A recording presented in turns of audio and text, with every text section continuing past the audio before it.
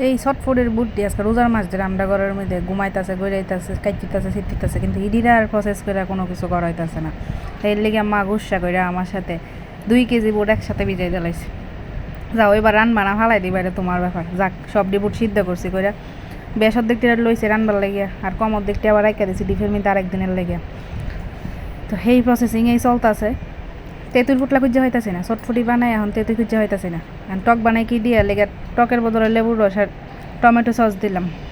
কিছুক্ষণ পরে আমার ছোটো নন্দের মাথাত বুদ্ধি হয়েছে তেঁতুল চাটনি কিনা লই ওয়াইন না হেরে টক বানাই খাই লাইব। তো হর মাথা যেই বুদ্ধি সেই কাম কদুর ফট তেঁতুল চাটনি আনি আমরা তেঁতুর টকের বদলে তেঁতুল চাটনি দিয়ে চটফুটি খাইলাম সবাই মিললাম সন্ধ্যার সময় একসাথে সবাই বয়ে গেলাম গা। প্রথমে আমরা একসাথে 5 জন আসলাম, 5 জনের লেগে লইছি। পরে আবার আস্তে ধীরে বাবা আইছে, সাহিত্যর বাবা আইছে, হ্যাঁ আলাদা আলাদা করে আবার প্লেট বানাই দিছি। আর যারা যারা আমার ভিডিও দেখে কমেন্ট করছো খাইবা সবাই আমন্ত্রিত। আমার ঘরের মধ্যে আরও বুট সিদ্ধ রয়ে গেছে, আইলে তোমরা বানাই খাওয়ামো। তোমরা তেঁতুর চাটনি দেখা হইতাম না, তেঁতুর টক দেখা হমো।